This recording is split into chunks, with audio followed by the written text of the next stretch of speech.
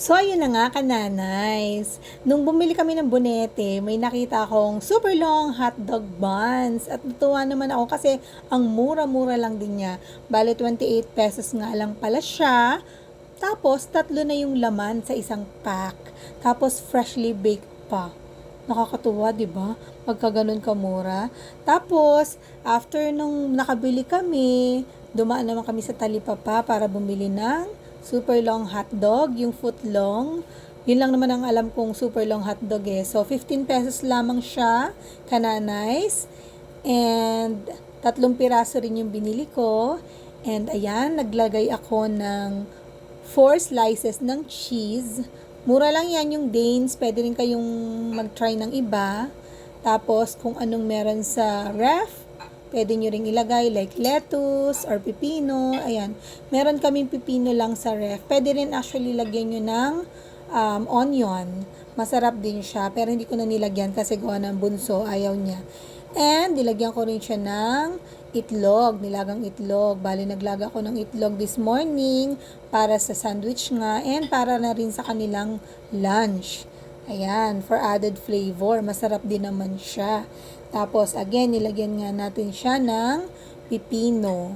Ayan, tira lang yung pipino, yung leftover kahapon. So, ayan, nilagay ko yung tira ngayon. Para naman masarap siyang kainin. Medyo refreshing kasi ang pipino eh. Tapos, ayan yung mayonnaise ko na binili ni Papa lang sa Talipapa. And medyo nagtagal din siya sa akin. Marami na rin gamit yan. And ayun, naubos na nga today. And nilagyan ko rin siya ng cheese spread na pampasarap din siya for added flavor. Diba? Ang sarap-sarap. Tapos ito na nga, pampasarap din, pampalinamnam ay ang mustard sauce. Ayan. So, hindi natin pwedeng lagyan ng generous amount ng mustard sauce kasi ito ay medyo may pagkamaasim. Pero, kapag blend mo siya sa ibang sauce, ay napakasarap naman niya. Sure yan. Tapos, ayan na nga.